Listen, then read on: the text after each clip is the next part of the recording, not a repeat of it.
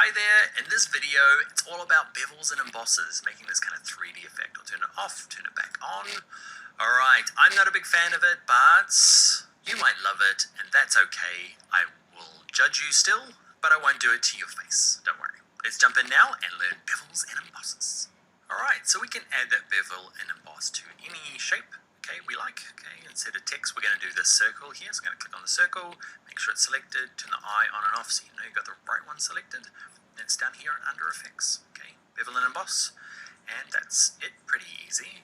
So you've got some bevel and an emboss styles. So the default is in a bevel, looks like it's kind of make it a little disc. And the things you might adjust, there's lots to play around with, but the main ones are depth. Can you see how sharp this looks now around the edges here? I'm going to turn it down a bit. And the size, how far that creeps in.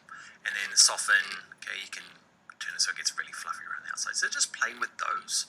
Those are your main ones to play around with. The other thing you might play around with is, see this shading? This angle here is quite interesting. Well, not interesting, but you can see it's going straight from top to bottom, which I can make it look. You can kind of look at this icon or my little option down here. Let's move down to make it easier. You just click anywhere here and decide where you want it to go. And that is our bevel and emboss. Let's look at a couple of the other options. So there's outer bevel, which I kind of like. I don't like I go through phases though. I hated gradients a couple of years ago, but now, as you can tell, I am overdoing the gradients. So let's look at emboss. Kind of looks like it's sitting, it does outer and inner. There's pillow emboss. Looks like it's kind of like sitting inside it, like it's resting on material. You just go through and have a little look about these things that you want. Play around with the settings you want to. That is going to be it. I'm going to leave with this one, click OK, and as soon as I'm finished, I'm going to click on it and drag it into the bin.